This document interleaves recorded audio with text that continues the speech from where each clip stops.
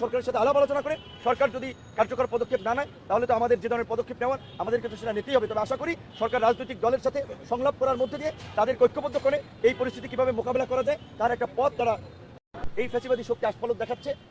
Social মিডিয়াতে তারা রাস্তায় নামবে, দেখে নিবে, জুলাই ভরে দিবে, জুলাই বিনাশ করবে, এই সমস্ত হুমকি দিচ্ছে। কাজে আমি বিনীত অনুরোধ থাকবে সকল রাজনৈতিক দল মতের, বিশেষ করে গণ অভ্যুত্থানের অংশীজনদের প্রতি, আসুন আমরা হাদির ঘটনা অন্তত ঐক্যবদ্ধ হই, দেশবাসী সবাই দোয়া করি আল্লাহ পাক তাকে সুস্থ করুক। এবং আমাদের নাগরিকদেরও একটা দায়িত্ব এবং দায়বদ্ধতা আছে। যখন একটা মোটর বাইক গুলি করে পালাচ্ছিল, একটা পিস্তলে কয়টা তার সাথে গুলি থাকতে পারে, কয় রাউন্ড গুলি থাকবে, 2টা 4টা 6টা 8টা 10টা 8টা 10টা গুলি দিয়ে কয়টা মানুষকে মারতে পারবে। কাজে আমরাও যেন এই ধরনের ঘটনা দেখলে আমরা যেন যার যা কিছু আছে তাই নিয়ে পাকড়াও করে যেন আমরা ধরার চেষ্টা করি। যখন একটা গণপ্রতিরোধ আমরা গড়ে তুলতে পারবো, এই ধরনের ঘটনা আর কেউ ঘটাতে সাহস পাবে না। ঢাকা শহরের বাড়িওয়ালা থেকে শুরু করে আপনার সিএনজির ড্রাইভার বলেন, বাসের ড্রাইভার বলেন, চায়ের দোকানদার বলেন, আমরা যেন চোখ কান খোলা রাখি কোন জায়গায় কে কি আলোচনা করছে। যারাই এই ধরনের নাশকতা কিংবা এই ধরনের কোনো ষড়যন্ত্রমূলক আলাপ আলোচনা করছে, গণধোলাই দিয়ে থানা পুলিশকে খবর দিয়ে থানা পুলিশে দেবেন। পুলিশের পাশাপাশি প্রশাসনের পাশাপাশি আমাদের এই সময় জুলাইয়ে যেমনিভাবে আমরা ঐক্যবদ্ধ হয়ে ফ্যাসিস্ট শক্তিকে পরাজিত করেছিলাম, এই সময় আমাদের একটা বড় নাগরিক দায়বদ্ধতা আছে। আমাদের সচেতনতার মাধ্যমে এই দুর্বৃত্তদেরকে প্রতিহত করতে হবে। মনে রাখবেন, একজন সন্ত্রাসী পালিয়ে যাচ্ছে, সে আরো অনেকগুলো অঘটন ঘটাবে। আর যদি আমরা ঝুঁকি নিয়েও তাদেরকে ধরতে পারি তাহলে বাকিদের মধ্যেও একটা আতঙ্ক যাবে, মেসেজ ছড়াবে। বিশেষ করে হাদির ঘটনার সময় আমি দেখেছিলাম আমাদের দুজন, আমি সিসিটিভির ফুটেজে দেখেছিলাম দূর থেকে বোধহয় আমাদের দুজন পুলিশ সদস্যের ভাইরা গুলির শব্দ শুনে ছুটে গিয়েছিলেন, কিন্তু বেশি দূর তারা আগান নাই। আমি দেখেছি, আপনার সিসিটিভির ফুটেজ তো দেখেছেন, তাদের হাতে তো বন্দুক আছে।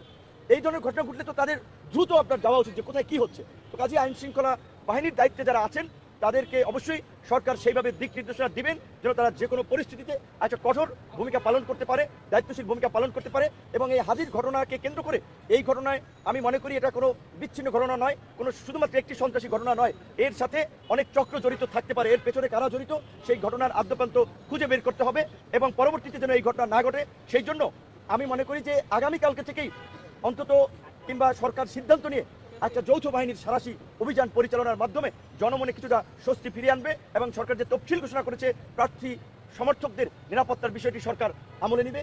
আমি আপনাদের আমরা সরকার কয়জনকে নিরাপত্তা দেবে? আমি যদি বলি যে আমাকে 5 জন পুলিশ দিয়ে, আমার সামনে পেছনে একটা গাড়ি দিয়ে আমাকে নিরাপত্তা দেন, আমার মতো যারা সহযোদ্ধা রাজপথে সারা বাংলাদেশ থেকে নেতৃত্ব দিয়েছে, বিশ্ববিদ্যালয় থেকে কলেজ থেকে জেলা পর্যায়ে অসংখ্য তরুণ রয়েছে, প্রত্যেককে তাদের একজনকে আঘাত করা মানে তো জুলাইয়ের আঘাত। আর তারা তো শুরু থেকেই এই জুলাইয়ের বিরুদ্ধে একটা শক্তিশালী অবস্থান নিয়ে জুলাইকে ধুলোয় মিশিয়ে দেবে এই ধরনের হুমকি দামকি দিয়ে আসছে। আমাদের ব্যক্তিগত নিরাপত্তা চেয়ে আমরা চাই রাষ্ট্রকে একটা নিরাপত্তার মধ্যে নিয়ে আসুক, সমাজের সকল শ্রেণী পেশার মানুষের নাগরিকত্ব নিশ্চিত করুক। আর স্বরাষ্ট্র উপদেষ্টা প্রকৃত অর্থে বলতে গেলে স্বরাষ্ট্র উপদেষ্টা এবং আইজিপির বিরুদ্ধে অভিযোগ যে তিনি আপনার ফেসিবাদের দোষর ছিলেন, ছাত্র দলের নেতা, সাবেক বিএনপি নেতা পিন্টুর হত্যাকাণ্ডের সময় তিনি আপনার এসবির দায়িত্বে ছিলেন, সেই সময় এই আপনার বিডিআর পিলখানার হত্যাকাণ্ডে তার সংশ্লিষ্টতা উঠে এসেছে। স্বরাষ্ট্র উপদেষ্টার ব্যক্তিগতভাবে তিনি আন্তরিক মানুষ, সজ্জন ব্যক্তিত্ব, সহজ সরল মানুষ, কিন্তু এই রকমের ব্যক্তি দিয়ে স্বরাষ্ট্র মন্ত্রণালয় চলে না। গণ অভ্যুত্থান পরবর্তী সময়ে আমরা আইন শৃঙ্খলা বাহিনীর প্রতি যে ভূমিকাটা আমরা প্রত্যাশা করেছিলাম স্বরাষ্ট্র মন্ত্রণালয়, সেইটা আমরা দেখি নাই। এবং এই উপদেষ্টা দায়িত্বে থাকলে নির্বাচন পর্যন্ত আমরা যাইতে পারি কিনা সেটা নিয়ে আমাদের সন্দেহ আছে। কাজে আমরাও সরকারের সাথে আলাপ আলোচনা করে